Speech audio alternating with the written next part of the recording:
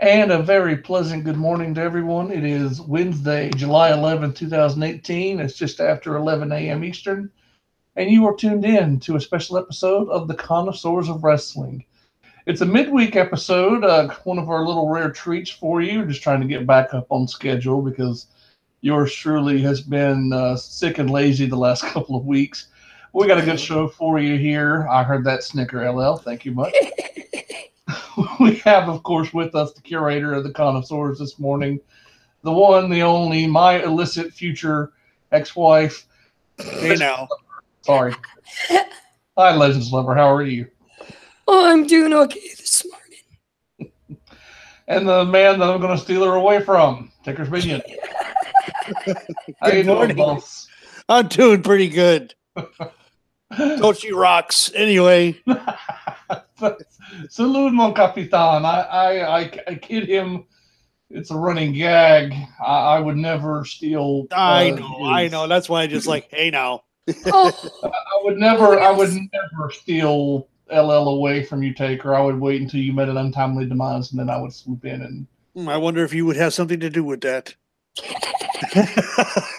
Mon capitan, how dare you? How dare you question my character and my judgment? Just... Hey, my love, we'll keep this a secret. Shh. God. Did you just call me your love Wookie? No, I just says, my love, we'll keep this a secret. Oh, okay. Oh, Jesus. In addition to not feeling well the last couple of weeks, I'm also not hearing well. So I'm going to call myself her love Wookie from now on, just because I would rather be love Wookie than Pookie. So it's better to be that Nuki or Pookie than it would be to be Snooky. Well, this episode just launched right into dumpster fire territory within 2 minutes. I'm impressed, guys. That's a new record for me. Well, that's your fault. You started it. I fully resemble that remark. We gotta have fun sometimes. You know what? That is true. And today's going to be a really fun episode because I know that, Taker, you've been looking forward to this episode almost since we started the Connoisseurs of Wrestling. It's a good day. We're all in a good mood, especially Taker and I. We're in a pretty good mood about our boy Tochinoshin. 4-0, baby. He continues to roll through Nagoya. Kakoryu suffers his first loss of the Basho. So the Yokozuna goes down in defeat. And the other Yokozuna, Hakuo, is gone. Resigned from the tournament due to injury. Yep. Tochi-san. Tochi-san's on a roll. There's only one other person besides him. That's Mitaki Yumi. That's 4-0. Yeah, I got the update this morning. I fell asleep watching it last night. Oh, old man syndrome finally caught up to you. No, it's just called lack of sleep. I know all about that, trust me. I know all about that. But hey, when he can fall asleep at the computer. I'm tired. He was on the computer watching sumo and fell asleep. I've had that happen before. But it is a good day. It's a good morning. Pretty fun sports morning, of course. You know, we're getting ready for the All-Star break in Major League Baseball. It's always a fun time for baseball fans. We've, of course, got the Nagoya Basho going on right now in sumo. World Cup is wrapping up. We have one more semifinal to get through. I'm a big football fan. Today. That's big. That's today, isn't it? England versus Croatia. England, Croatia, 2 p.m. Eastern today. So we're bringing you a little bit. A rather big. Well, you can't say upset so much. I mean, France and Belgium were pretty evenly matched from what I was hearing. Because, like I said, I'm not that big of a fan of this stuff, but I've been catching bits and pieces and hearing that France did not play with the scene. They said that scene with the passion that they had prior. I wouldn't say it was their best match, to be certain. France definitely came into the tournament with a good team. I don't think anyone expected France to be making it all the way to the final. Not with Brazil and Germany kind of lurking around. I think most people expected one of those two teams to go in. France probably would have been maybe a distant number 3. Belgium also had a good team, but they were definitely the underdogs yesterday. And I do think the best team did move forward. Now, I'm hoping today that England can prevail because I'm a history buff, and the idea of the English and the French going at it for the World Cup is that's just a dream come true for me. The Entente Cordiale has fallen in that case, so we'll be looking forward to Sunday.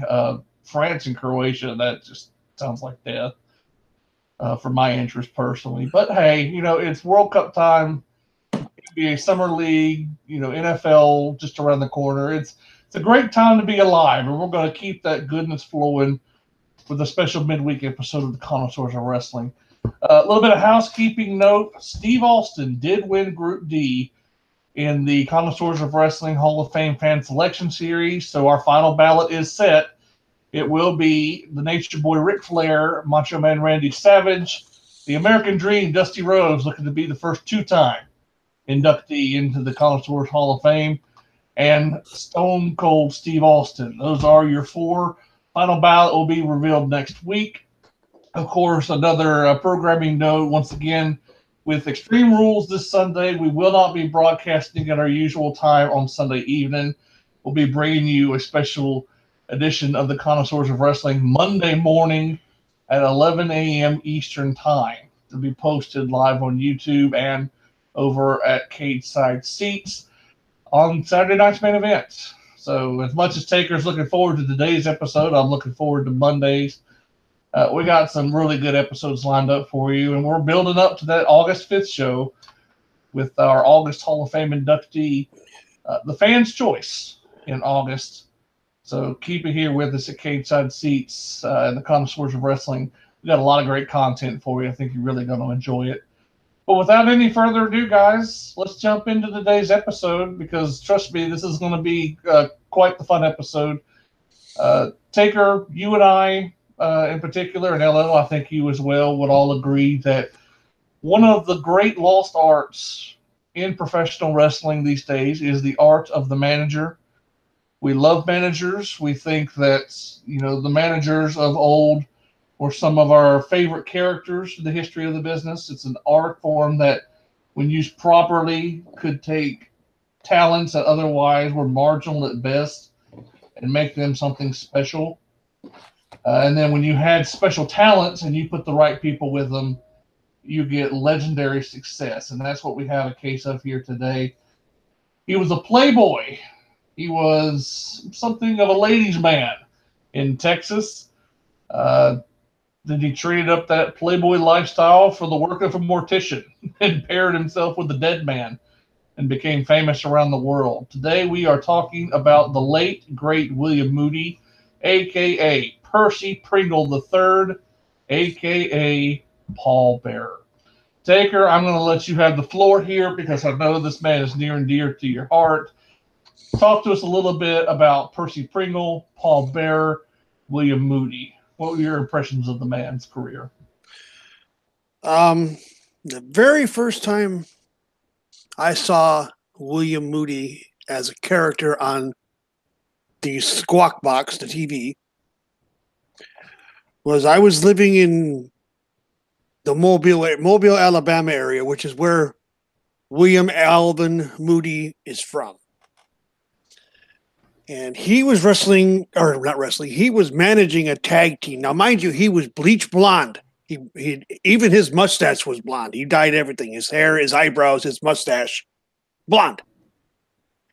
He was very flamboyantly dressed, kind of along the lines of the $1 Million Man with the sparkly jackets and, sequins and all that. But he was managing a tag team called the Wild Mongolians in Mississippi, out of Gulfport. And ladies and gentlemen, the Wild Mongolians, if you know your history of wrestling, were Alpha and Sika. Bald head with the small patch of hair on and a braid that was about 1.5 foot long. Complete different look than from what they had in WWE. I should say WWF. And he had feuds with some of the biggest faces there, Junkyard Dog. Oh God, I can't even remember a lot of the characters anymore. And he was also in WCCW for a time where he lost his hair at one point. But seeing that's my first exposure to him, and I watched him for about a year or so.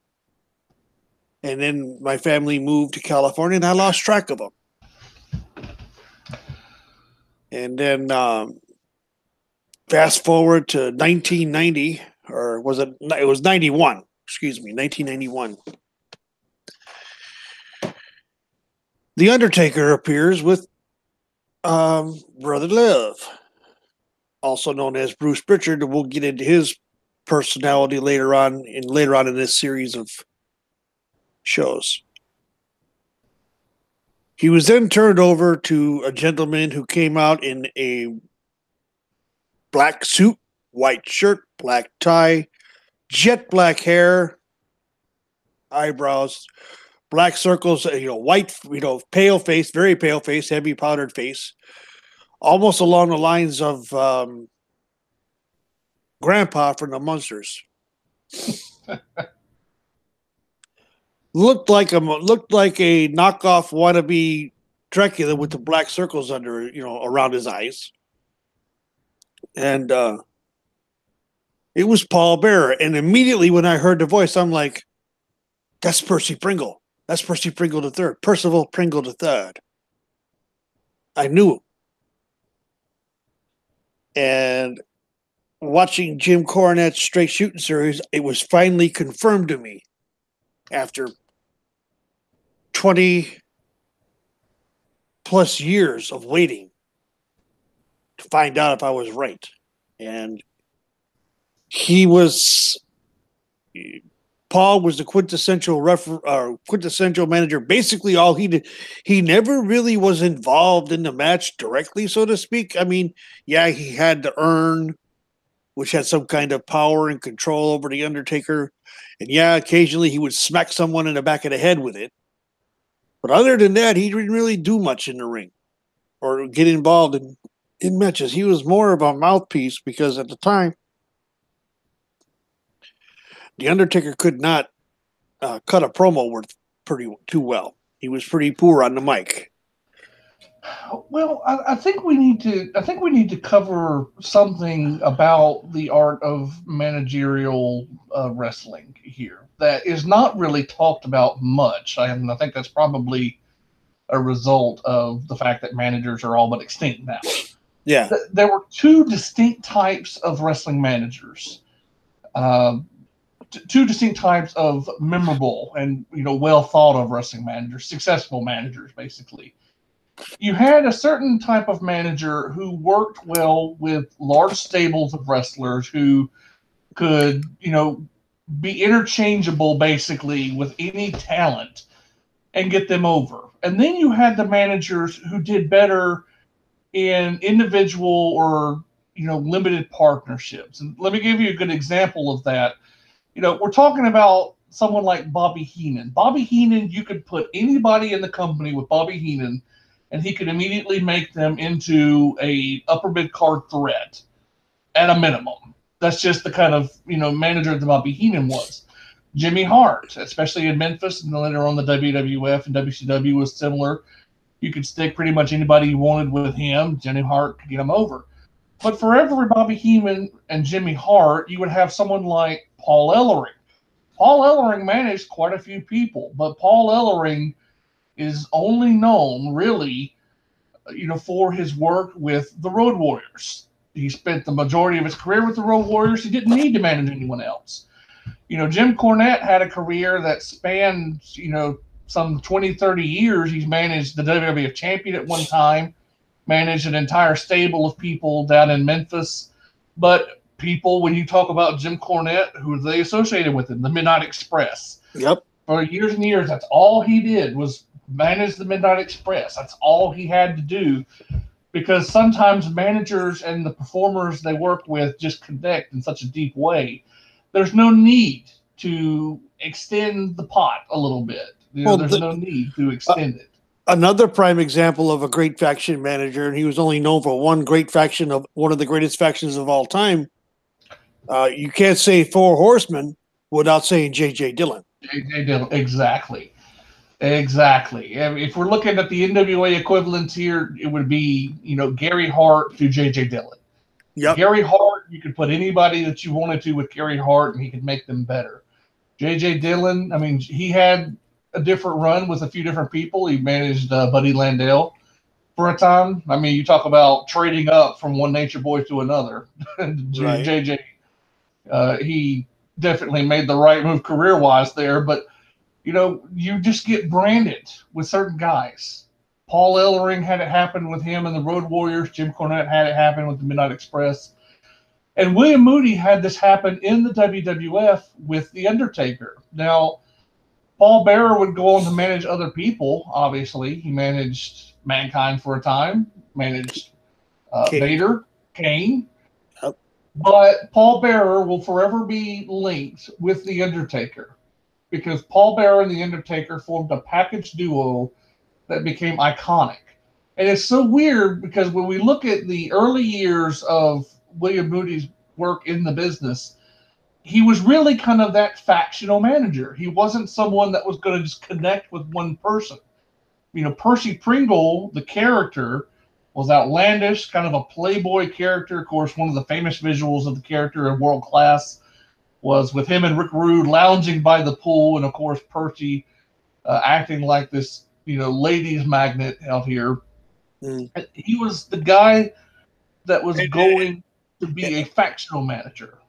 And ladies and gentlemen, I can assure you, and so can William Moody, and it's out there, Paul Bearer will tell you that he had fun with it, but he can assure you he was not a ladies' man.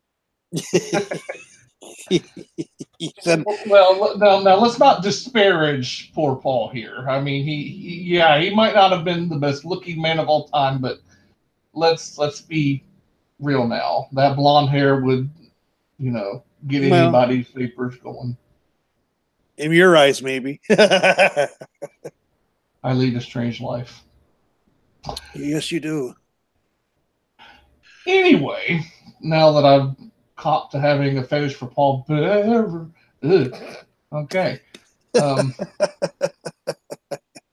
Sorry, I'm trying to be professional here, but there's just some places your mind goes that it just needs to rein reboot. Rein it in. Pull the reins up. Control Alt Delete on this tangent. You can be as professional as you want, but when you bring up a person, when you're talking about a person like Paul Bearer, it's hard because he was a complete joker. He was. And, it's easy when we're talking about some of the antics. We were talking off the air about some of the stories that we remember from the shoot interviews he gave. It's very easy to take a wrong turn at Albuquerque when you're talking about William Moody behind the scenes and some of the ribs that he would pull. But, that comes from respect. He was a respected man in the business. He was well respected amongst the boys. Even though he never really wrestled, he was pretty much an exclusive manager throughout his career. He was a veteran of the U.S. Armed Forces. He served in the Air Force for a time, 4 years, I believe it was, before he got into wrestling. He was actually a licensed mortician. He played a mortician, assistant to the Undertaker in WWF. That was kind of his on-screen role, but that's actually what his real-life job was. He was a mortician, and he performed that job to make ends meet. And so it was almost, providence that when the WWF needed someone to replace Brother Love, who we'll talk about here momentarily, as the Undertaker's manager, William Moody came along. He's like, well, what do you do? Well, I'm a mortician. It was like, do we have the guy for you to manage? So it is interesting how it worked out. But I could hear Vince in that meeting because William Moody talks about it. And he says that they're looking at his paper, looking at his resume, and Vince sees it, goes, ha, ha, ha, mortician, eh, pal? And Paul thought he was done at that point because of that. He didn't know anything about the Undertaker's character at that time. Nothing. And when they put those two together, it was like he got to be himself, turned up to about 20. And that was the thing that made it, that's what made it so good. Was, William Moody could take, he was very comfortable when he were trying to doing the quote unquote attempt to bomb Steve Austin alive. William Moody knew what he was doing. And you could see the confidence of how he was setting the body and all that stuff. It was like, he knows his way around this. This is not something scripted. This is actual real. It definitely played into his strength, I think, because of the career that he had, where he could kind of, I'm not saying that all morticians are pale, faced, creepy old dudes, but it was almost like a natural extension. He could play into like some of the primal fears of people, because there's always this organic concern over death and dying, and people that work with dead bodies, obviously, there's always this kind of creepy factor underlying the surface. And he just kind of tapped into that with the Paul Bearer character. And I think that's what made it, such a genius character. On the surface, Undertaker and Paul Bearer, that package should not have worked. I think we can all agree on that. The goofiness of the idea is compounded only by the success that the gimmicks had. Paul Bearer and the Undertaker, on the surface, you're basically looking at an undead wizard and a mortician. That the mortician controls the undead wizard with an urn, which we don't know fully what's in the urn. It could be ashes of a loved one. It could be some sort of supernatural source of power. It's like you look at this on paper, and if you're not a wrestling fan, you're sitting here thinking, that's the stupidest thing I've ever heard. But if you are a wrestling fan and you've been watching since Survivor Series 90 when The Undertaker debuted, you know that it's one of the most successful characters in the history of the business. And the partnership between The Undertaker and Paul Bearer is one of the most renowned wrestler-manager combos that have ever existed. And it's interesting, Taker, we can talk about the partnership that they had in the WWF. Mark Calaway and Paul Bearer, or William Moody, I should say, they actually met early on in Texas while Mark Calaway was first breaking into the business. So they actually did have some interaction during his Percy Pringle days. Yeah, and he as Texas Red, yeah. Well, it's just, there's such a dichotomy between Percy and Paul Bearer. It's such a difference of character, honestly. Yeah. I mean, Percy Pringle III wouldn't have anything to do with someone like Texas Red. That was so not his style.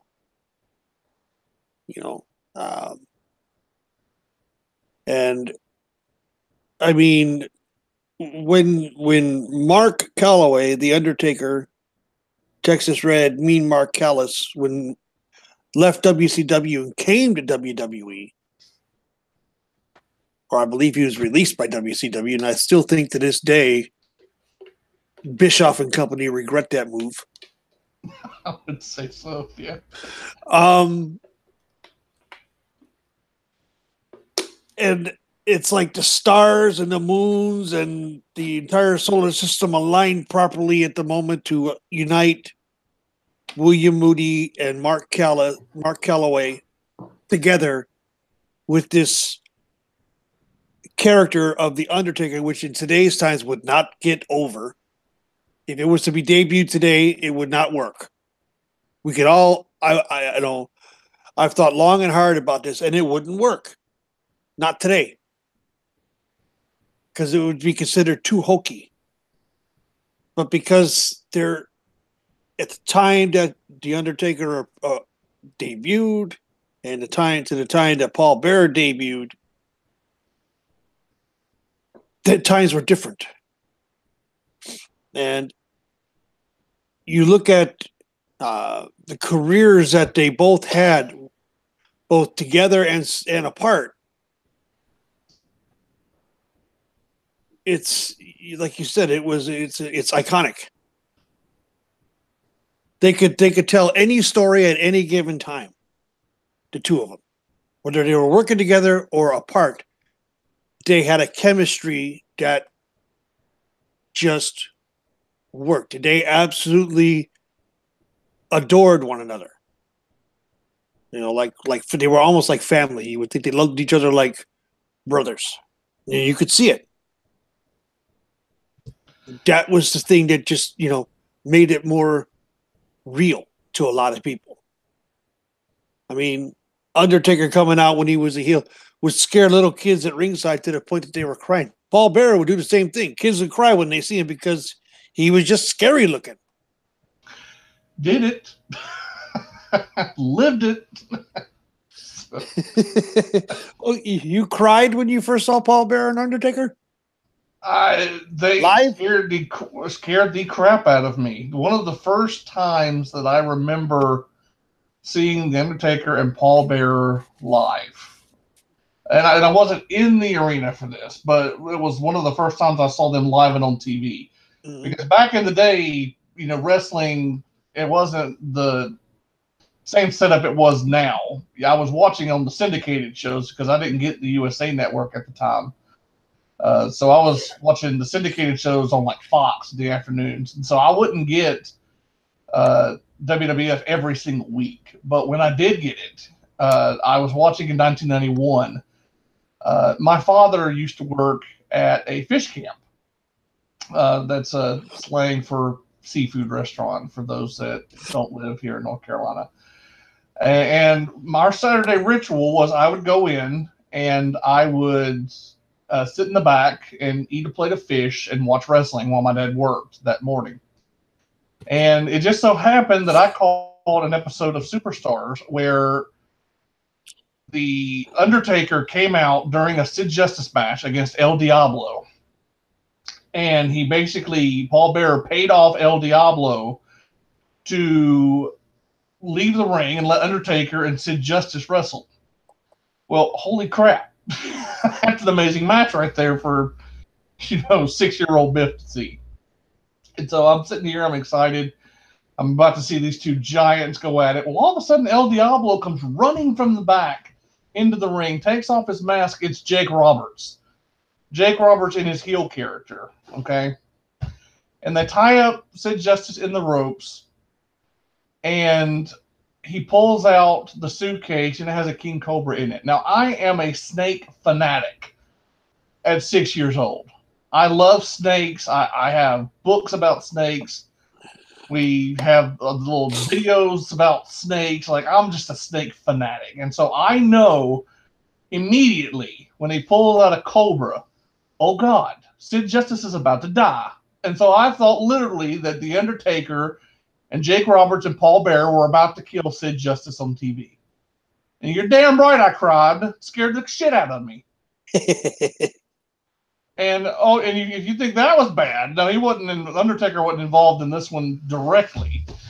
It did play a role in the Undertaker's face turn later on, but the Jake Roberts, Randy Savage snake bite angle, holy shit. I was so petrified and so terrified. I actually threw away my Randy Savage LJN figure that I had had for a couple of years because I couldn't bear to look at it. It freaked me out so bad. So, yeah, Jake Roberts, you ever listen to this? You have a free microphone to come on and talk with us, but Jesus Christ, dude, you scared the shit out of young Biff. And Undertaker and Paul Bearer, you did just the same with that Sid Justice.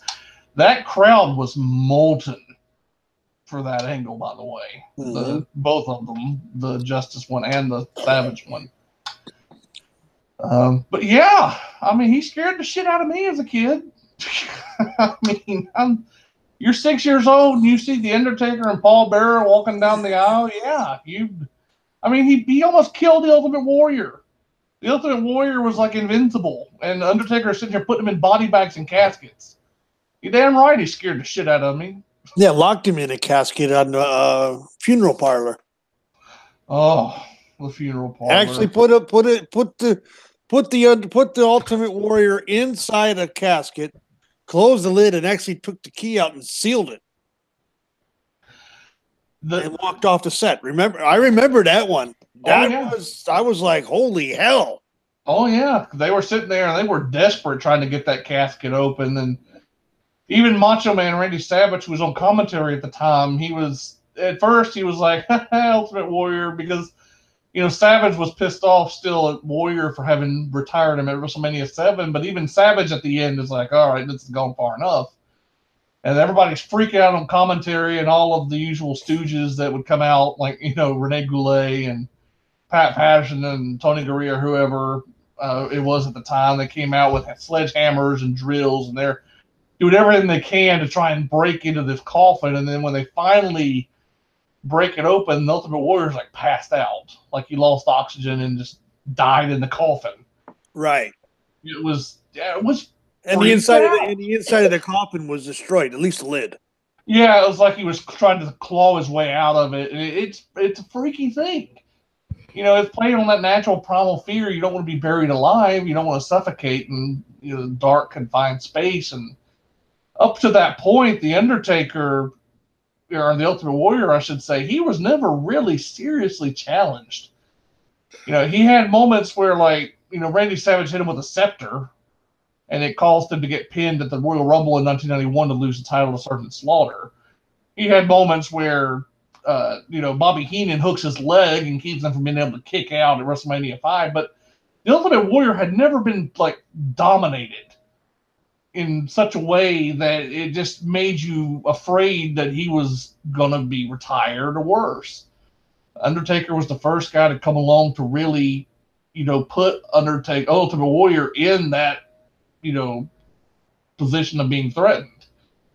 And so that was a big deal for a young fan like myself at the time, who was used to the Ultimate Warrior just steamrolling everybody. Here comes the guy in the Undertaker that, looks like he could kill him. That's literally. Yeah, literally. That's some terrifying stuff. What made Paul Bearer's character. Geez, I combined two words there for a second. The character of Bearer. Okay. Yes, the character of Paul Bearer. What made him was that high-pitched, spooky-sounding voice. Oh, yeah. Oh, yes. Welcome to my funeral parlor. Welcome to my funeral parlor. God, Biff, you're good at it. It wasn't just the high pitch.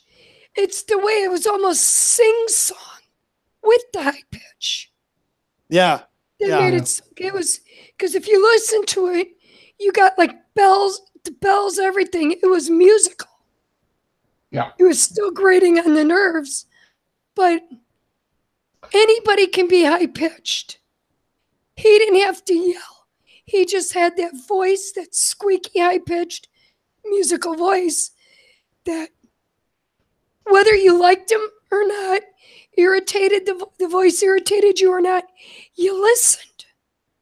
It's hypnotic. You had no choice but to listen. That is an excellent point.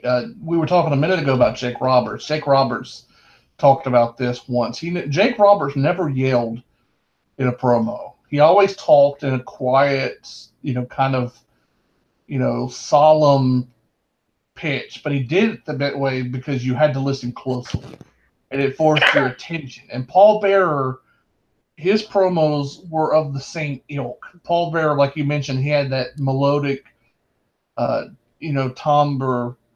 somber voice, the almost poetic quality about it, where he's not just speaking, he's almost singing, these lines. And he was never really a screamer, not until later on in his career, when Kane would come around. He still wasn't really a screamer, unless at ringside, sometimes you'd hear it. But he was still, even then, he was really never a screamer. Yeah, he's definitely not a Jim Cornette. No. So he's not of that ilk. But he's not a Bobby Heenan, because those two could scream. Yeah, he's somewhere else on the chart of the managerial style. But That actually brings up another interesting point about Paul Bearer, and this is something that not many managers can actually say, is when you are a manager, there's a sharp contrast between babyface managers and heel managers. And throughout the history of wrestling, many managers, even some of the great ones, they struggled crossing that face-heel divide. Paul Bearer is one of the few top-tier managers that made it work both as a babyface and as a heel. Well, and I want you to jump in on this point because you're talking about two distinct character alignments here for what essentially amounted to the same character. Did you prefer Paul Bearer as the heel manager, or did you prefer him as the face manager? Well, I got something to say on that, and it's very simple. Paul Bearer as the face manager or as a heel manager was the same person, because if you look at the time that him and Undertaker were together that was what, 5, 6, 7, almost 7 years initially in his first run. Yeah, from I think I can't remember if it was December of 90 or January of 91 when Brother Love was replaced by Paul Bearer. It was right. Very I can't remember exactly when either, but the way they were, both him and Undertaker together, the way they were, they never really changed their style. It stayed the same. They stayed true to their characters. It was the crowd. It was a perception. What made the face change was two incidents. One was the interception of the chair shot that was building up. I think that was on Saturday night's main event. Yes. Yep. When Randy and when Elizabeth and Randy were coming to the back, and Elizabeth was leading the way, and Jake had the chair in the back. And he was whoever came through the curtain first was going to get hit in the head or hit in the face. And it would have been Elizabeth. And it would have been Elizabeth. And Undertaker grabbed the chair just before he swung it. The second thing is that the following Saturday morning, they had a funeral parlor where Jake Roberts confronted Undertaker. Oh, it was so good. And asked him, whose side are you on? And he goes, not yours. Oh, it was so good. That's it. That was the face turn. That was it. But they never changed the way they operated. Paul Bearer still cut the same promo, face or heel. It was an identical thing. Undertaker worked the same way in the ring, face or heel. It never changed. It wasn't until the Ministry of Darkness started that you saw a distinct change in Undertaker and Paul Bearer. They were more evil than anything when it came to the Ministry of Magic.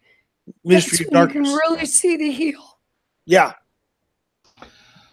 Well, let's back up here for just a second because a few points need to be made about Undertaker's original face turn in 1992. Number one, Undertaker saved Jake Roberts' life because if Miss Elizabeth had actually gotten hit with a steel chair, Jake Roberts would not have made it out of the arena alive. Macho Man would have killed him, legit. So not just Macho Man, a lot of people would have went after him. Yeah. The crowd would have rioted. There would have been a Rokugan riot. Yeah, so it would have made Mid-South 1985 look like a state fair. A fart in a tornado. Yeah, so that's number one. The entire arc with Jake Roberts and The Undertaker, as it tied into Randy Savage, and Sid Justice too, he had a little bit of it before he got hurt. But, between 1991 and 1992, that's one of the all-time great stories in wrestling. And it kind of culminates in The Undertaker's face turn, which I think is really what makes the legacy of The Undertaker really take off. Undertaker was a great heel in 1991 into 92. He had beaten Hulk Hogan for the championship. I mean, he had assistance from Ric Flair to do it, but he was presented as a grave threat. But The Undertaker was so good at his role, so intimidating, so, almost like a comic book supervillain. He was so intriguing, he was never going to be able to stay heel for long. And so they needed a catalyst to get him to the role of babyface, where he could be the modern day equivalent of Andre the Giant, the special attraction that they, use to kind of really hook people. And, you had to have a great story, because how are you going to turn an undead evil wizard, which is what the Undertaker basically was, into a babyface? Well, take a rat bastard like Jake Roberts, who, has the snake bite people and then he slaps women. Tuesday in Texas, one of the all-time great heel moments. Talk about someone that barely got out of Texas alive. Jake Roberts, he made a habit of, putting himself in mortal danger in 91 and 92. Literally. Literally, yeah. That's the all-time great heel move. I mean, holy shit. Jake Roberts in 91 was amazing, but Undertaker and Paul Bearer, they played off that angle so well. And I remember him grabbing the chair, Saturday night's main events, to stop him from hitting Elizabeth. And Savage and Elizabeth, they kind of duck out of the way when they see what's happening, and they finally come through the curtain. But the funeral parlor, and let's go ahead and get this out there too. The funeral parlor, for those that don't know, was a interview segment that was built around Paul Bearer. Paul Bearer would conduct interviews with characters and like a real spooky set. The managers and some wrestlers in the early 90s WWF would have their own little interview talking segments, and it was all themed around their characters. So that's what the funeral parlor was. It was an in-arena set that they would create for interviews. But, Taker, you brought up the segment where, Jake Roberts asked, whose side are you on? And Undertaker's, not yours. And it's one of the great turns, because Jake Roberts traps the Undertaker's hand in a casket. Yeah. And he attacks Paul Bearer. If I'm not mistaken, he gives Paul Bearer a DDT on the stage. Correct. He takes a steel chair and he blasts the Undertaker. But here's the beautiful part. This is one of the great Undertaker moments. And we talking Paul Bearer in the episode, but Undertaker and Paul Bearer, you can't. The two are interlinked in this way. He sees Paul Bearer laid out unconscious.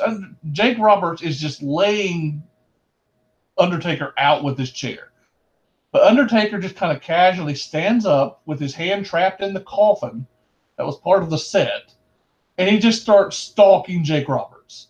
And dragging his coffin around with him. Dragging the coffin around with him. And Jake Roberts backs up, and he's got the greatest, oh shit, look on his face. Like, what have I done? And Jake starts begging off, and then he'll come at him again with a chair, try to knock him down.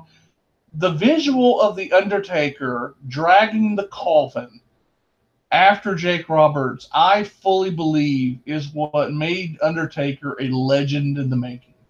That's the moment where fans sat up, took notice, like, holy crap, something else. And from there, you go to WrestleMania 8. He tombstones Jake Roberts outside on the floor, and he's a star. He's a megastar, and one of the all-time great baby faces in the history of the WWF is born. And that's where the Undertaker really, I think, becomes the Undertaker that people love and remember. And Paul Bearer was instrumental in that change. Like you said, they never changed their character. Nope. They were pretty much the same people up until Paul Bearer turns on the Undertaker in 96. But, Undertaker and Paul Bearer throughout the 90s, they are the heart and soul of the WWF. Yep. Without them, WWF is devoid of one of its most important pieces. The Undertaker with Paul Bearer was competing for the top spot with, as most popular character with the immortal Hulk Hogan. Yep. I mean, you listen to the pops that the Undertaker gets today. Okay. Ladies and gentlemen, the pops he gets today are nothing. And I mean nothing like the pops he was getting back during this face run. Yeah. Go back and listen. As soon as the bell would toll, the crowd would go would go, in the famous words of Pat Patterson, the crowd would go banana. Banana. The crowd is banana. Oh. And for those of you that don't understand that joke, connotations and context is something that Pat Patterson had a lot of problems with because English is not his first language. He had trouble with plurals, basically. Yes, plurals. Pluralisms he had problems with. It was always banana. Anything that required a plural, he couldn't do it. He can now, but I mean, back then he couldn't. And it's the biggest running joke about him. I still use that phrase today, by the way. So. Huh? I still use that, by the way. The place is going banana. It's something, and Pat will tell you he laughs about it now. He said he was so conscious of it, and he would realize it later that he did it wrong again. He would beat himself up for it, and it became a running joke in the backstage area. You know, we don't want Vince going banana. You know, but the crowd would go bananas when he would come out, because here's this guy who nobody could stand for the first couple years of his career as a heel, as a character, and just that the saving of the, stopping the chair shot to Elizabeth and the not yours changed everything about the character in the fans' eyes. But in actual in-ring and the way they did things, they were still heels. And if you want to make a direct comparison, Dick the Bruiser, his entire career was a heel in AWA. But he was so loved that the crowd looked past him being a heel, because he would take on some of the worst heels in the AWA at the time and basically just kick their ass. That was what him and Crusher did. So, but that's a direct link. Heels faces, there doesn't have to be a distinct change from one side to the other. Not always. One could be a heel and turn face and not change anything they do in the ring. Look at The Miz. He's still a heel, but he's getting face pops now. Yeah, and I think, that brings up an interesting, point when we're talking about Paul Bearer and the changeover from the heel to face side. It's almost like there was always the recognition that Paul Bearer held the keys to a monster. The Undertaker was a monster. He is just, barely containing this physical force, this force of nature in the Undertaker. And as a heel, Paul Bearer adds to the creepy ambiance of it. As a babyface, though, I think what made the Undertaker and Paul Bearer such a unique and dynamic duo is, like you said, nothing about the characters really changed, except now they were fighting on the side of good. Yeah, the only thing that changed was their opponent.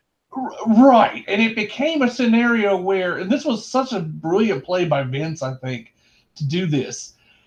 There were always going to be monster heels in the WWE, but for the first time, now there's a monster babyface that can fight the monster heels.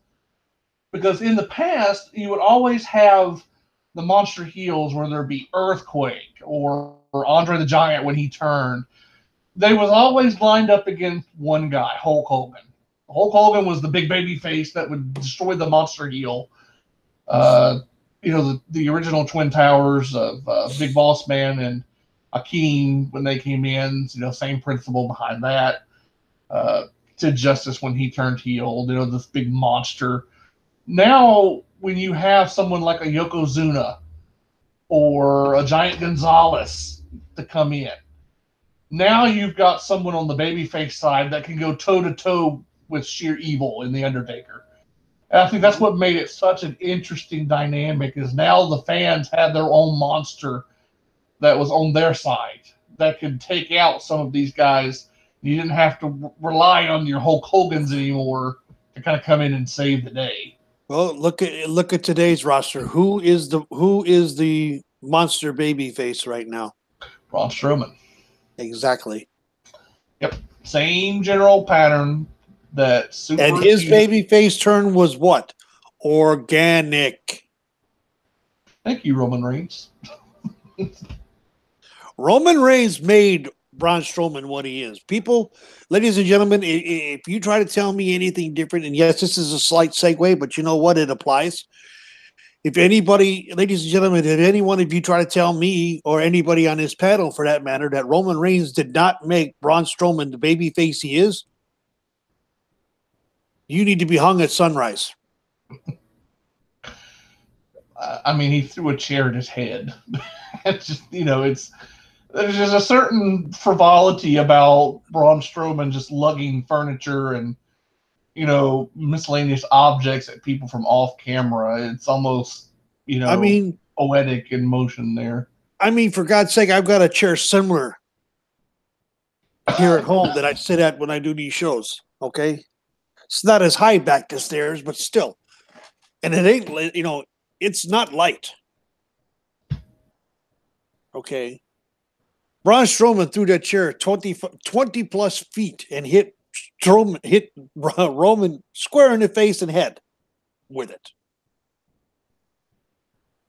I don't care. That's just pure strength. But that is, and Braun does a lot of the no-sell stuff that Undertaker did early in his career. So I'm seeing a parallel to certain things.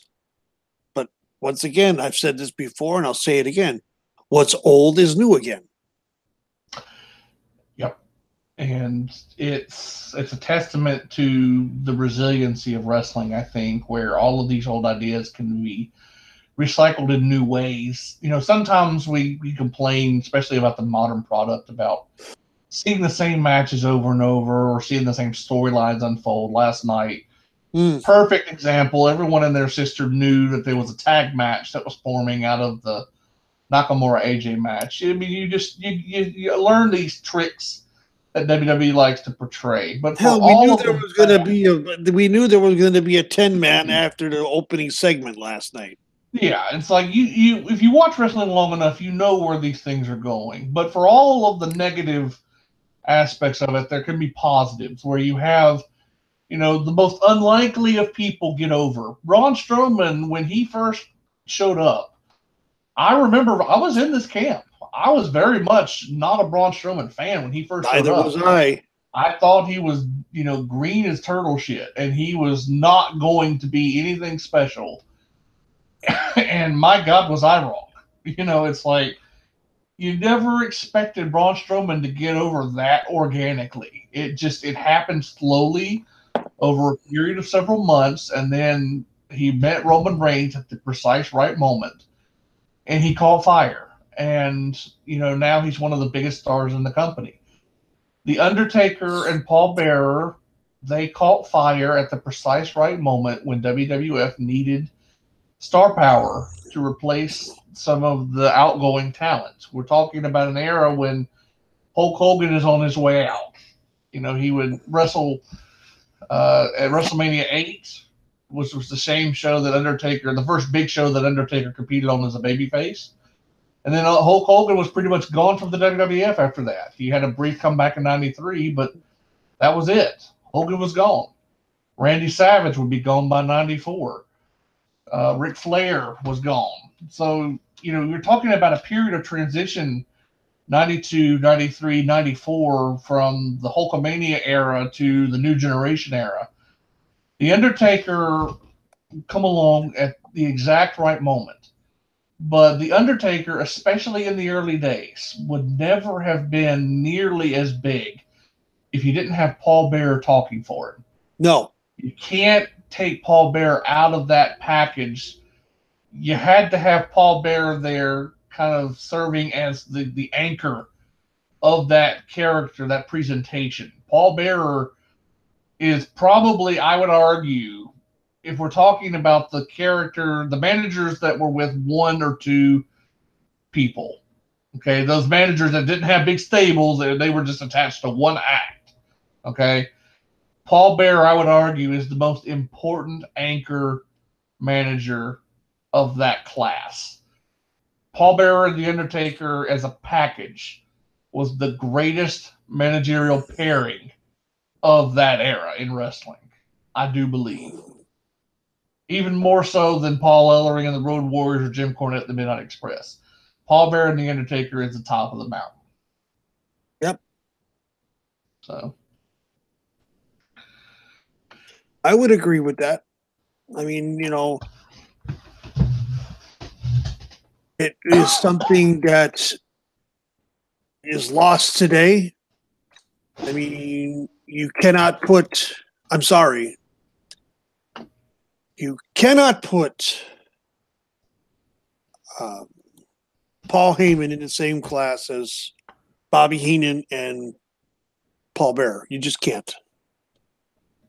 People say Paul Heyman is the greatest manager ever. No. Paul Ellering even has him beat.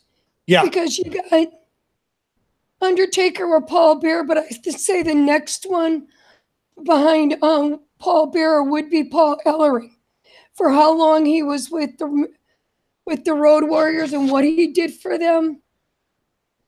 He would be the next on the list. It would be Paul Bearer and then Paul Ellering. that is a topic that we could talk about for a solid 52 hours. Yeah. Ranking our Mount Rushmore of managers, because I have a feeling my Mount Rushmore would be very controversial among this group. But mine, and I'm gonna throw it out there just for grins, is Bobby Heenan, Paul Bearer, Captain Lou, Gary Hart. LL, do you have a four that you'd like to throw out there? Well, I like Bobby Heenan, Paul Bearer, Paul Ellering, and the Mouth of the South. Because Jimmy Hart was a great manager. Yeah, he was a heat magnet.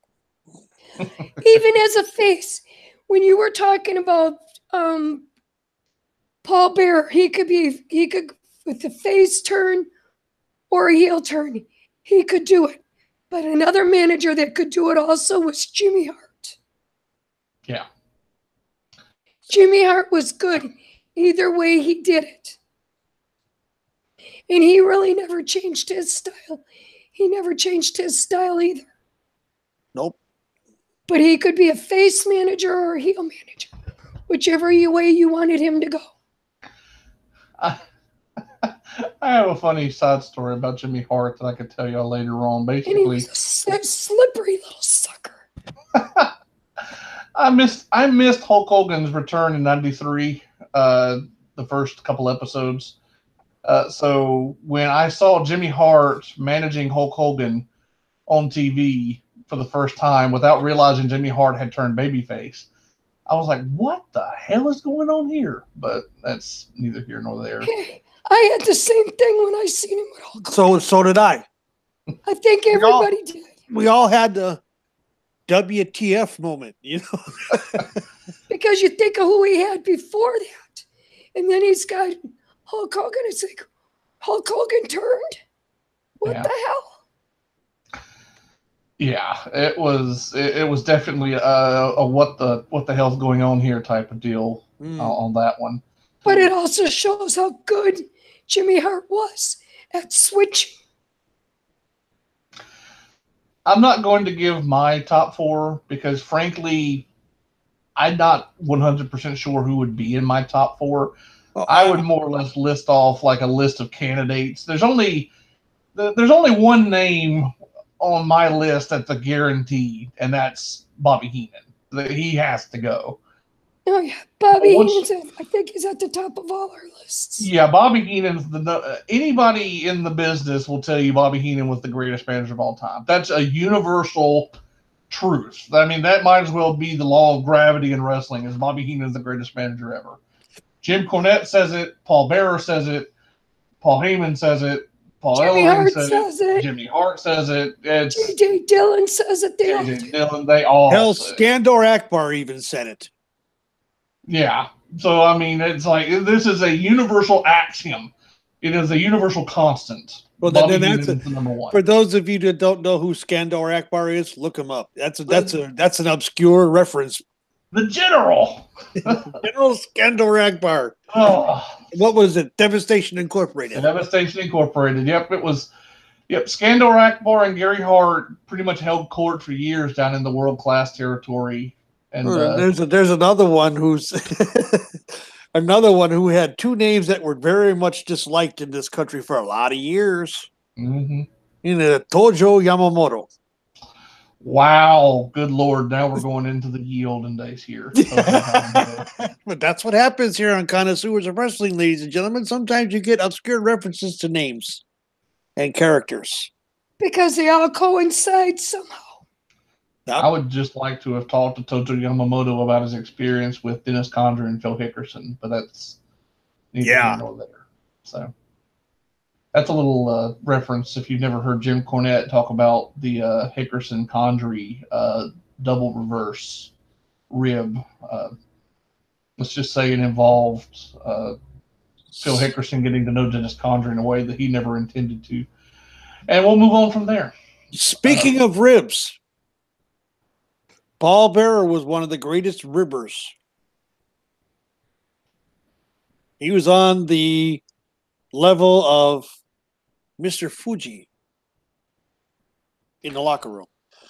And because he had the Undertaker as his charge, he admits this. He said he would hide behind him. Because Undertaker made it very clear in the locker room. Paul is untouchable. Do not. And so he took advantage of that. And he freely admits it. He has freely admitted it. And he would pull off some of the most fantastic ribs, or would know about ribs being pulled on certain wrestlers, i.e. Sable. And the infamous... No, the infamous... No, that was Sonny. It was the poo-poo platter. The Sable one is the infamous X-Pac taking a dump in her bag. Literally. Let's back up here for a second, because while we all love William Moody here, that guy is a dick. He may be a lovable dick, but that is a dick move to hide behind the Undertaker. But hey, he had it. Why not take advantage of it? Don't tell me for 1 second that if you weren't in his place and had the Undertaker as your backup, that you wouldn't pull some of the nastiest ribs on wrestlers and then go hide behind your charge, knowing that he's going to protect you. It's like being the United States and declaring war on Djibouti. Don't forget. But why the hell are you? I mean, it's like you got nuclear weapons and we're having rocks thrown at us. I mean, come on now. He might do that, and the Undertaker might protect him. But the Undertaker always got even, too. Oh, yeah. Undertaker made Paul pay for his protection in so many ways. But the thing about it is that Mark was great at getting him on reps. Oh, yeah. It's very interesting, looking back in hindsight, 1990s WWF backstage, it almost resembles like a Martin Scorsese crime film, like Goodfellas or something. Yeah. You have the different crime families, the Bone Street Crew, BSK, that's what the Undertaker's little posse was. And you had the Clique, and you had the Hart family, who was kind of gravitated towards one another. And then you had the independent people that would float back and forth. There was all sorts of crazy stuff going on. The backstage in the 90s WWF was almost as interesting as their television product wasn't. No, backstage 90s was a junior high school. Especially in 97. That definitely degraded, but... That's when they went back to, I think it was high school instead. Yeah, they got into high school at that point. But, hell, you said it best, LL. The Undertaker always got even with Paul. Oh, yeah. Why don't you tell the story? We talked about it on the show before we started of what Undertaker did to Paul Bearer once. Oh, when Paul Bearer wet his pants? Yeah. Can't remember where they were going. But it was cold out. I think it was up in Canada. Undertaker didn't want to get out. He wanted to stay nice and warm. Made Paul Bearer put fuel in the vehicle. And William Moody had to go to the bathroom. Now, mind you, he had gotten out of a warm car into cold weather. Yes. That's a normal thing for most people. You step out of one extreme to another, you gotta go. He's out there dancing, doing this, and Undertaker's just smiling away. And it got to the point where he couldn't hold it. He ended up wetting his pants, and then it froze because he was outside in the cold. So he's waddling in to go pay for fuel because he's got icy drawers. And when they get to the venue where they gotta go, there's a nice package of Depends with his name on it waiting for him. Taker let everybody know. So, oh yeah. Mark, Dick move, Undertaker. Mark Dick could move. get even all the time. It's an era of wrestling that will never come around again. It's a lost era in a lot of respects, but the camaraderie, the juvenile gags, and all of the road stories that you would hear from the 80s and into the 90s, it was a different era. Wrestling was, just such a radically different beast that it is now. It's stories like that you love to just listen to. When Paul Bearer, when he did his shoot interviews with Jim Cornette, which we all highly recommend you go and find if you've never listened to them, they are well worth the listen. Yep. They are great if you want to laugh. Yeah. You'll laugh. Speaking of ribs, Jim Cornette was another one that could get ripped by the Midnight Express very good, especially for a guy that is scared of bugs. That basically broke a door on a rental car because Of a plastic big bug. no, a dead bug that was real, but it was dead, and it was, I think, Stan Lane did it to him. Well, they also did it to him with a plastic bug that he thought was real. Yeah, He went totally berserk. Jim Cornette could not stand bugs. But William Moody, Paul Bearer, would get his revenge on the Undertaker. The cucumber. Cucumbers would appear in his iced tea from out of nowhere. Or in his gloves. Or in his gloves, or in his hat, or in his boots. Just randomly appear. And you want to see the Undertaker go berserk? That's the way to do it. Paul Bearer and William Moody admits, I'm surprised I didn't get my ass kicked more than once for that. So, The great bane of the Undertaker is cucumbers. Oh yeah. Nobody and before William Moody died, he never let out what it was about or why, because Mark never told him.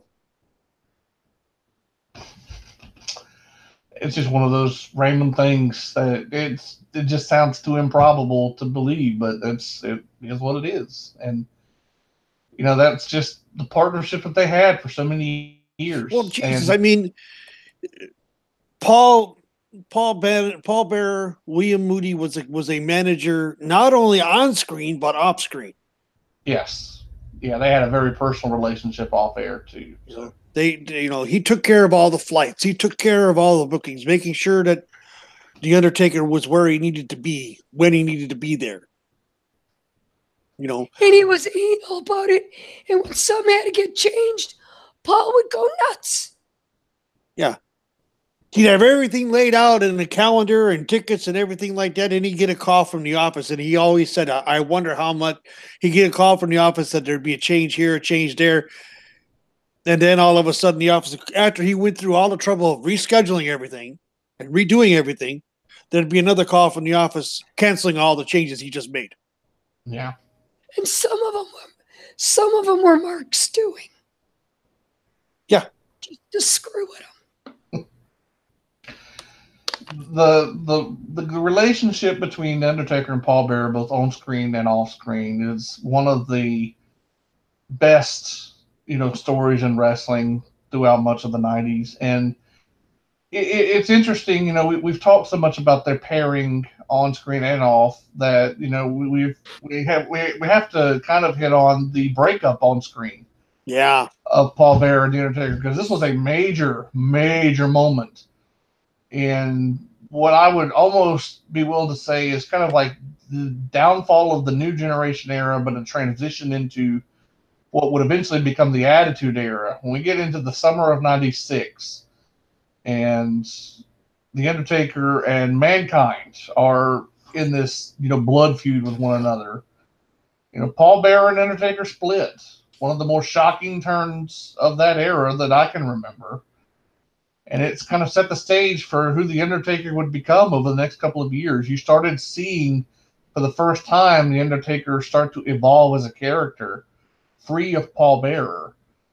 It's like Paul Bearer had been with The Undertaker as long as he needed to be. And then Undertaker, by the time he was ready to fly solo, he cuts loose, he begins to evolve, and The Undertaker's legend goes off into a different direction. But let's talk a little bit about this heel turn. Taker, were you a fan of the heel turn, or were you kind of upset that they broke this pairing up? It was about 60-40. Upset that this pairing was being broken up because it was difficult for me to watch because it was like, they were so good together. They were so good together. They were just fantastic together. Wasn't the breakup to do to Kane coming back? Yeah, that was the beginning of it. About the fire in the funeral home. And then Kane supposedly being Paul Bearer's son. Yeah. Yeah. But if I remember right, with Moody, they went along with it. They really did not want the breakup. It was hard on them because of how close they were. Yeah, it was interesting. We've talked so much about The Undertaker and Paul Bearer, but for a lot of fans of the Attitude Era, the relationship between Paul Bearer and Kane was just as important in that respective era as the Undertaker Paul Bearer relationship was for fans in the New Generation era. Yep. Kane was a very intriguing character. Kane, I've been on record saying this. We're talking about wrestlers that made Biff cry. Kane was the last wrestler that legit scared me before I got too old to be fazed by wrestlers like that. Kane, when he first started coming out in 97, that lights would go out and the red hue would kick on and the music, that organ would start playing. Yeah, it scared the crap out of me. And then, but of course, 6 months later, by WrestleMania 14, I'm wearing a Kane mask. I'm sitting there enjoying him tombstoning Pete Rose. So I kind of came of age over that winter, I guess. But the relationship between Kane and Paul Bearer, that was in and of itself an important step on the road to the Attitude Era, because the Undertaker and Kane's rivalry, and then their partnership, and then their rivalry, and then their partnership, and then their rivalry, it alternated back and forth for so many years. That's one of the long-lasting stories of the last 20, 25 years of the WWF, WWE. It's Undertaker and Kane's relationship. Paul Bearer is the fulcrum that makes that possible. So, without Paul Bearer, there are no Brothers of Destruction. Nope. It's very possible that there's no Kane, at least not with the career that he's had. So Well, this is a man that's, talking about Kane. This is a man who started out as Jerry Lawler's personal dentist, Isaac Yankem, DDS. And the less said about that, the better. and the thing about it is that it was William Moody and Undertaker, Paul Bearer and Undertaker, who were on loan to Smoky Mountain Wrestling, that found Glenn Jacobs, aka Kane. And Paul and Mark both went back to Vince and said, hey, most big guys can't work well. If you think about it, they have a tendency to plod along. They're not very fluid. Undertaker always was, now he's starting to do more plotting because of his age. But at the time, Undertaker was doing things that you would only see lighter weight wrestlers doing. Who would believe that a 323-pound man could climb to the top turnbuckle and then walk the top rope and not fall? Undertaker did. Undertaker doing suicide dives over the top rope. It's the guy 6'10" tall. You don't see big men doing that. Glenn Jacobs, Kane, was along the same lines. Very fluid, very quick in the ring, very good for a big guy. And that was one thing that they sold Vince on, and Vince stole Glenn Jacobs from Jim Cornette. You son of a bitch. Okay there, Bruce. But no, Glenn Jacobs and Mark Calaway, they complemented each other so well in the ring because they were very similar in a lot of respects. They could do the same things. They were the same height and weight, basically. Actually, Glenn Jacobs is a little taller. He's definitely a little bigger, I think. At least he was. I'm saying they're around the same size. Yeah. And they could do the same things. Yeah. Now Undertaker is up there in terms of most unique looking characters, but there are just certain characters that stand out for me personally in wrestling that just are more memorable than others. And there are few wrestlers who have a more memorable look than 1997, 1998 Kane. Like Kane with the mask and the long hair, just, I don't know. There's just something about that look, and it just resonates. Even today, like you look at that and you're like, that's a wrestler. That is a monster heel wrestler right there. Mm-hmm. And Undertaker would have that when he came in. I think it took Undertaker almost a year to find that look, because when he came in, he kind of had the wavy red hair and the scraggly beard a little bit. And I mean, he looked intimidating. But by 1991, 1992, his hair wasn't wavy anymore. It was kind of stringy. But that was to be the classic Undertaker look. I never much cared for the Undertaker's look in the New Generation era. I was always big, 91 to 93. That was classic Undertaker look for me, personally. And then he went into his, Ministry of Darkness phase, which was, that was some of the greatest. That was some of the greatest television. It was some of the weirdest television too. That was such a bizarre angle, such a weird turn. But you know what? I mean, it was probably It's funny to look back on it now, how big a part of the Attitude Era Undertaker's Ministry of Darkness was. And it worked. Yeah. So. But they had to go and ruin it. Well, that's, And Undertaker's on record as saying that he wished he realized after he regretted it and wished he had never done it that way. Well, I mean, it's 1999 WWF is such a weird year because at the same time that you have such prosperity and success in television ratings, and The Rock turns babyface, and Austin is at his peak. There's so many mistakes being made at the same time. That year was a terrible year for quality, at least until about October. Around October, it started to turn a little bit.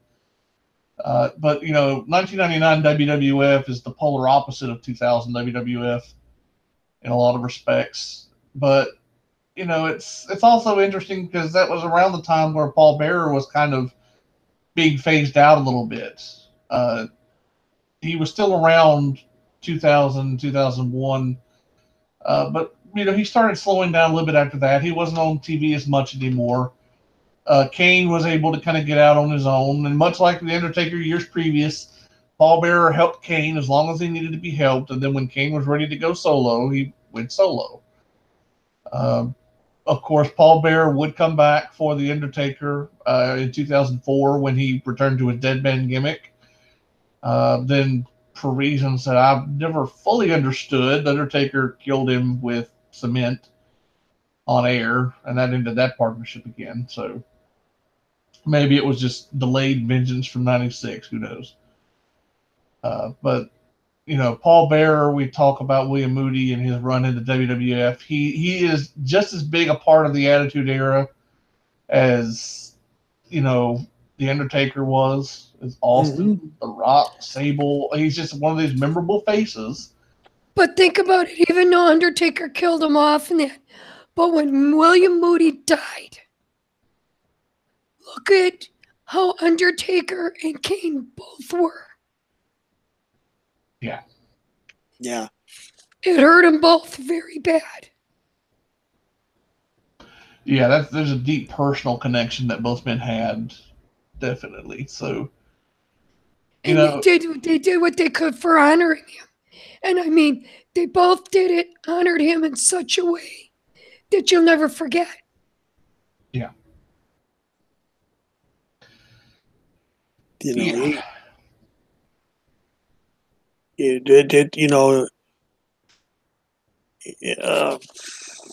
mean, when William Moody died, I was devastated because he was a character that I loved so much. Paul Bearer character. And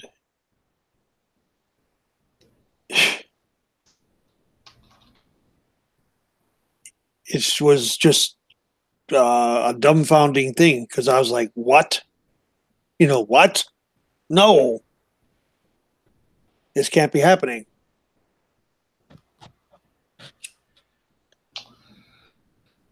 It's unfortunate that Paul Bearer is not with us anymore, because I think there's probably of the people that lived through that era, there are a few people that would have had the insight into the WWF throughout the 90s like Paul Bearer had, and we did get some of that in the shoot interview she did make. But the thing about it is that when he left in, what was it?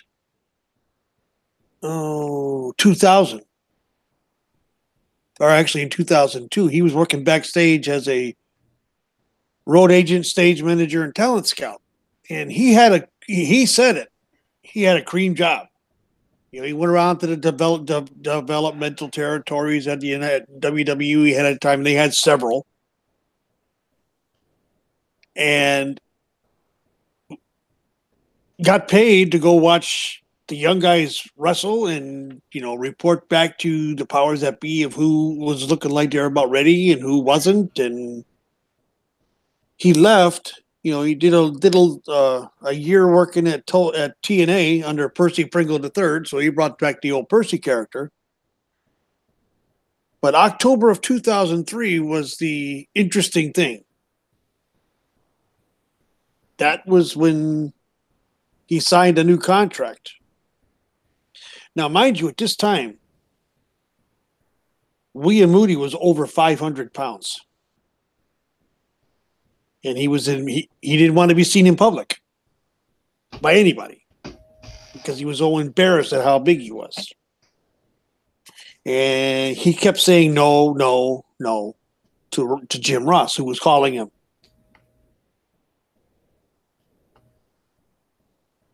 And he told Jim Ross that, he's embarrassed of his weight, about his weight. He's not comfortable. And Jim Ross said, help you with your weight, would you come back? And Paul told him, yeah. Well, his signing bonus was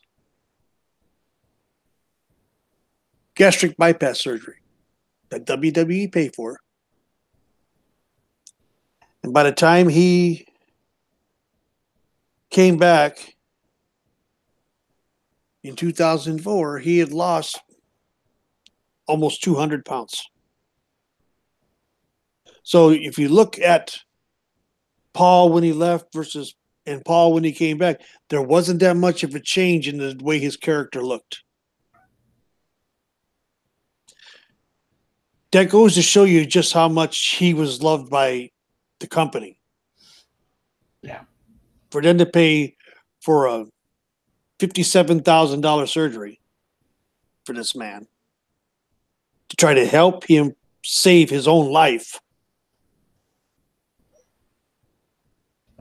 that's the amazing part. He was loved in the business, and one thing we really haven't talked about with Paul Bearer, Biff touched on it a bit, but Paul Bearer also started out as a wrestler. Yeah, he did. He didn't start out as a manager. He started out as a wrestler. Yep. A masked one, and he'll say it, he wore shit brown.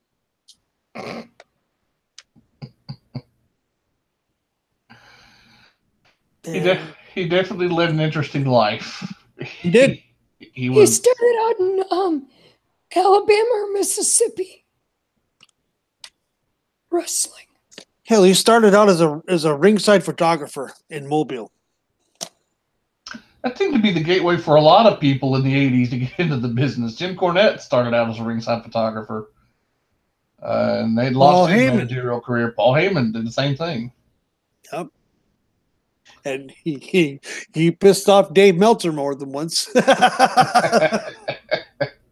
Or no, not Bill, not Dave Meltzer, Bill Apter. There you go. There you go. I know who you were talking about, but that's a name you haven't heard in a long time. Afterbacks. Yeah, Pro Wrestling Illustrated's Bill Apter.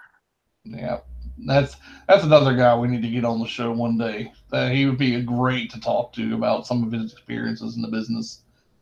Yeah.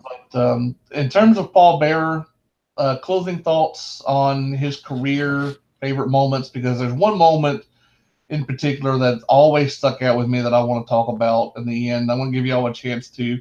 Any final thoughts on Paul Bearer? Maybe your favorite moment from his career as a manager?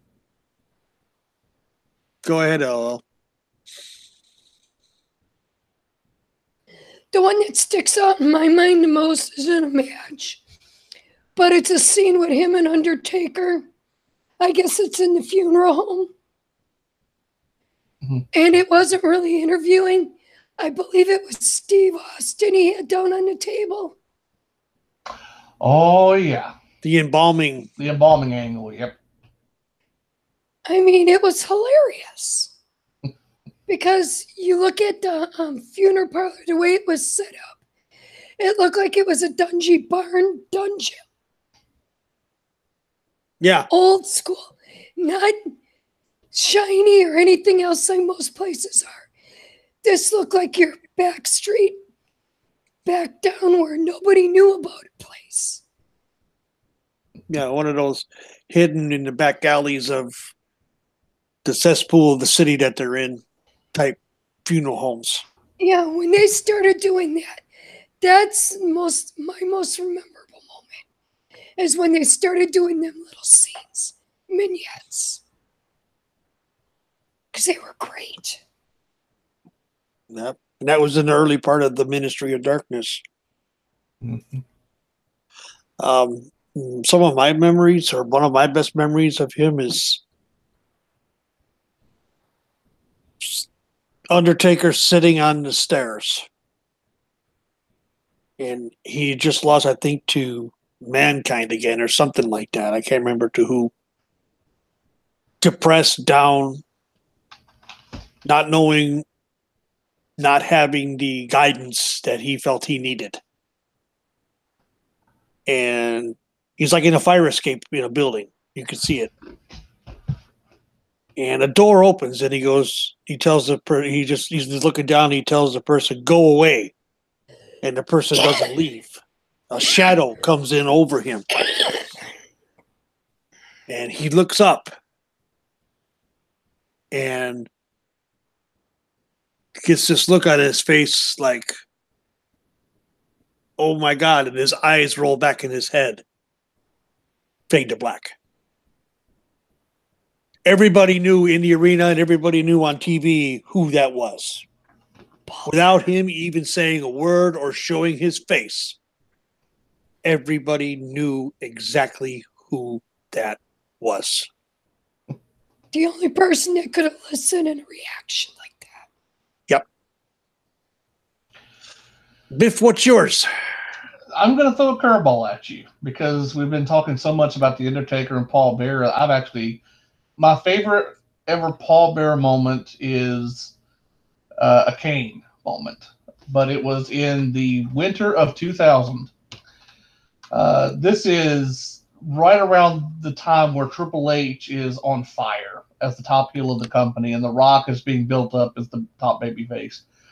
There was an episode of Raw that had a 10-man tag team match. It was Triple H, Chris Benoit, I'm thinking some of the Radicals were involved, maybe X-Pac of DX. It was like the Radicals and DX on the heel side took on The Rock, Rikishi, Mankind, or Cactus Jack at this point, and Too Cool. This 10-man tag match was electric. It was just the hottest of the hot crowds that you could have during this period. It was a great match, a fun match. People just, going to town on each other. At the end of the match, it kind of breaks down into chaos, and it looks like the heels are going to destroy the baby faces.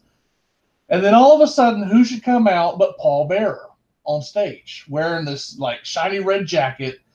The crowd goes banana. Okay, they lose their shit because they know exactly what's going to happen. And out comes Kane right behind them, and I'll never forget Paul Bearer walking down the ramp, just pointing at the ring,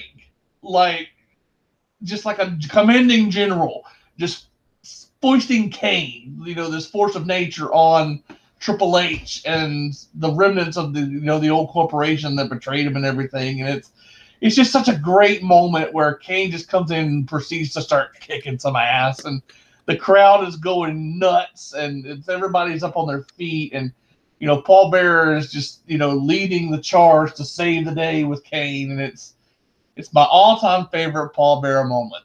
That moment where he comes out on stage and the fans just kind of look at him and they start cheering him, and he's just got this look, this shit-eating grin on his face, like, yeah, you're about to see something special. And that's exactly what happened. That's my all-time favorite moment. Yep. So, he was always good at that. He was epic at creating epic moments. Yes, he was. We miss him dearly. He was one of our favorites. But you know what? We were sitting here talking and had so much fun. This is probably the most fun episode we've had in a while because we're just sitting here sharing the stories of the stuff we watched on screen, the things we heard about from backstage. It's just he led such an interesting life, and that's what makes this show so special. We love to bring you stories like this, and there are few managers that will ever compare to the late great William Moody. It sucks that he's no longer with us, but we're so thankful that he left a legacy that we can go back and explore.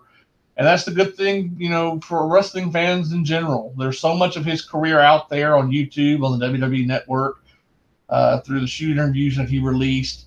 There's plenty of information out there. So we encourage you to go study up on him, find out what made us such big fans of him, and just enjoy that body of work, because I'll tell you something, there are a few people who ever will compare to the careers of Percy Pringle, aka Paul Bearer. And so that is going to wrap up our show today. Before we get some plugs out there, though, LL, where can they find you during the week? You can find me at Windstorm64 on Twitter. I do pop into the nightly and the daily. And we all answer to the show's Twitter page and the emails. So you could talk to any of us through them. Taker, where can they get you, buddy? You can always find me on the Twitter machine at TakersMinion. In the daily and the nightly on Cage Side, except at the nightly for the next 11 days, I'm MIA after midnight or so, because I go to another world. Sumo. I go to Sumo, and that's an every other month thing. I also have another show that airs on Saturdays at 11 a.m. Eastern, 10 Central, called Shooting the Breeze, with my friend and co-host, partner in crime, Mr. Dr. Senju. We want you guys to come check it out. Give us a listen. Tell us what you think. There, it's two guys, and more often than not, we have guests. We just come in and basically sit down and just talk about wrestling in general. We go over bits and pieces of Raw, SmackDown, 205 Live, NXT, or anything else that seems to grab our fancy. And it's a good time. I mean, we just celebrated 1 year a couple weeks ago, and it's been a wonderful ride. Biff, where can they find you? You can find me on the Twitter at RealDealBiff. That's DILL, like the pickle, because I'm a dill pickle. You can catch me over at Cage Side Seats, Biff Kensington III. I've got a new fan article out this week, actually. It's a hypothetical trade. Roman Reigns of the WWE being traded to New Japan for Kazuchika Okada. I saw that. That's very, very nicely done. Thank you. I appreciate that. If you ever got a chance, you can go check that out over at Cage Side Seats. That's pretty much where you can find me most of the time these days. Daily thread, nightly thread. Pop in, say hi. You got any questions? All our contact information is down in the info box for you. Got some plugs to throw out here. Of course, we always love to give a little bit of love to some of the other great shows. The Cage Side Seats family of podcasts. These are affiliated shows with the website. We have, of course, Brent Brookhouse and Ethan Page with the Better Boys Club. Stunning Stella and Enigma Aaron bring you Not Your Demographic. We have Mark Riley, Jody May Esquire, and Jack King with Keeping Up with Kayfabe. And, of course, Anthony Farron and Tommy bring you Bros Before Elbows. Those are the Cage Side Seats affiliated podcasts. We have a few other unaffiliated shows we'd like to give some love to, including our friends George Curtin Jerker Atzaves and Crazy Chris Colgan with the Two Guys One Sport podcast. William Fitzpatrick brings you Fizzy's Wacky World of Wrestling. Ambrose Alley and Prince Moxley Lopez bringing you the Violent Wrestling podcast. And if I'm not mistaken, I think Ambrose Alley has a new podcast out as well that just debuted yesterday. Yes, it's called AA's Ramblings. There you go. So we got another. Check your local listings on that one. Yep, got another special with Ambrose Alley, a friend of the show. Match Fixin' with Don Sal Cusmano on Cedar Bridge Media. Always love to give Don Sal a little bit of love. He's a big fan of the show. Of course, Wednesday Night Shooting with Tanya Rogers and Andrew M. Swift. Miss Monroe and Company bring you Ringside Geeks and For the Love of Wrestling. Of course, our good friend Full Metal Matt with the Ruthless Aggression podcast that drops Friday evenings. Also another friend of the show. Of course, we love to hype up Conrad Thompson and Bruce Pritchard's Something to Wrestle podcast. And, of course, Conrad and Tony Schiavone have their podcast, What Happened When. And my favorite, Jason Solomon, The Solomon Monster Sounds Off. He drops his shows on Sunday afternoons. Of course, be remiss not getting one extra plug in for the Shooting the Breeze podcast. I know, Taker, you mentioned it. It's the most fun you can have with your clothes on, folks. Saturday mornings, 11 a.m. Eastern. Be sure to join into the chat. It's always a good time. This has been episode 12. Quick Connoisseurs note. I just saw something come out on Twitter involving the Mae Young Classic. Ooh, okay. Well, we got some breaking news here, guys. We got some breaking news on the Connoisseurs of Wrestling. Celeste Bonin, aka Caitlyn, is making her in-ring return during the second Mae Young Classic. She's been gone for what? Good 5 years now? Yep, she's coming back for the Mae Young Classic and competing in it. So, boss, what? What was that? I'm not a Caitlyn fan.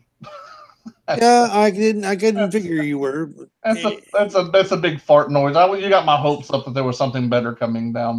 Well, there's also rumors that AJ Lee might be coming back out of this too. Okay, now that is breaking news. That is breaking news. Now I will end this. I will postpone the end of the show for AJ Lee. It's just one person said that's cool for now. Can Punk get over himself and let AJ come back? I don't think he's the one holding her back. I think it's AJ is holding her back. If AJ wanted to come back, she could come back. CM Punk's not going to keep her from coming back. So, at least I would hope not. So, I apologize if anybody out there is a Caitlyn fan. I don't have anything personal against her. Well, I mean, she had a real garbage storyline near the end of her time with the WWE. I blocked out so much of that period of the company. I don't even hardly remember her, to be honest. I have nothing personal against her. It's just, it is what it is. She was solid in the ring. Yeah. So anyway, yeah. Okay. So just a little note, because of the show being on William Moody, I would really say check out the shoots with William Moody and Jim Cornette. The Ring of Honor series, yeah. The Ring of Honor series, they last each about 2 hours, but you will hear some great stories of their time from the beginning to the end of their time in wrestling. Yep. The ribs, everything. It will keep you entertained. It is really, really good. Yeah. So people look it up. You can find them on YouTube. Yeah, can't recommend those highly enough. Those shoot series with Jim Cornette and William Moody were excellent. So definitely go out of your way to find those. Of course, you can find all sorts of Undertaker and Paul Bearer interactions on the WWE Network as well. Yes. Quick note, the little special, we introduced this in the Cage-Side Seats section of our show this past Sunday, this day in history. A little segment we want to throw in here right quick for you. A couple of important birthdays. July 11th birthdays in the history of the wrestling business. People today, of course, will be familiar with Sami Zayn. He was born this day in 1984. Tyson Kidd, a very popular road agent and former wrestler in the company. He was born this day, July 11th, 1980. Brock Lesnar, allegedly the Universal Champion still. It's been a while since that title is he has a belt? Yeah, apparently he's got a big red belt and everything. Oh. Brock Lesnar, born this day, July 11th, 1977. Butch Reed, a very famous wrestler from the territorial era, one half of the tag team known as Doom. He was born this day in 1954. And a favorite of this show, the one and the only, The Crusher, born this day, Sunday, July 11th, 1926, in Milwaukee, Wisconsin. So there you go. This day in history. Not much else of note. And I think that's where we're going to close it. So no more breaking news. I think we're all good. Yep. All good to clear. All right. This has been episode 12 of the Connoisseurs of Wrestling on the life and times of the late, great William Moody. Again, we'll be back with you Monday morning, 11 a.m. Eastern, with our special look at Saturday night's main event. My God, I'm so excited for this coming episode. Oh, it's like I get a pony. You know, I haven't been this excited since I got chocolate milk on Monday. So, guys, that'll be your show, Biff.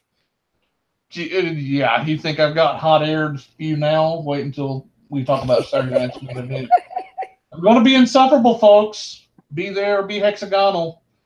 It's 6 for the years. It is the Connoisseurs of Wrestling here on YouTube. For LegendsLover and TakersMinion, I am Biff Kensington. Thank you so very much for joining us this morning. Good luck to England in the World Cup semifinal today, guys. We'll catch you on Monday. Take care. Bye. Later, guys. Adam Rice, your sports teams still suck.